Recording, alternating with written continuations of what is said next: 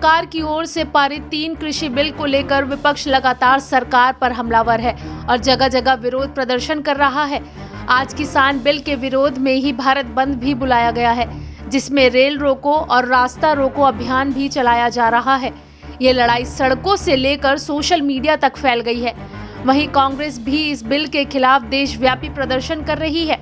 MSP का नहीं छोड़ा है कोई वजूद। दूसरी ओर कांग्रेस नेता अभिषेक मनु सिंघवी ने इन तीनों बिलों को विश्वासघात बताया है।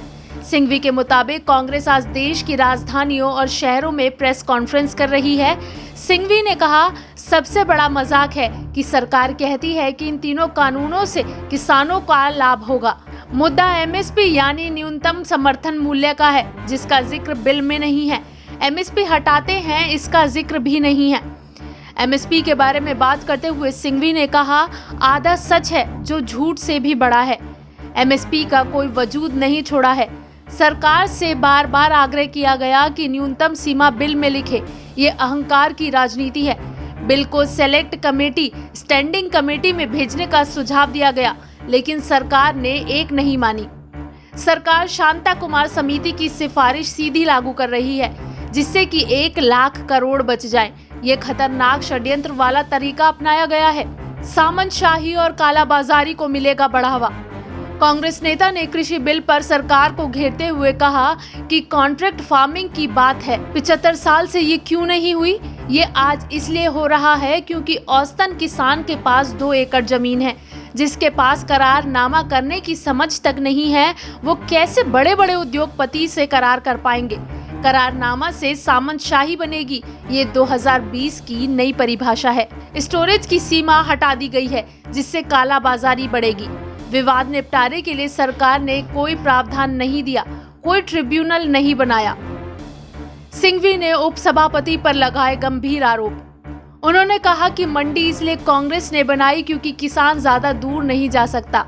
खेत मजदूर, किसान, आड़ती, कई लोग इससे गंभीर रूप से प्रभावित होंगे। 2006 से 7 में बिहार में मंडी हटा दी।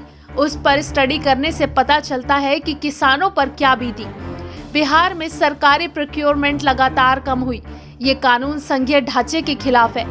कृषि की स्थिति आज भारत में कैसी है, ये देखने की जरूरत है। 2022 तक किसानों की आय दोगुनी करने का वादा था।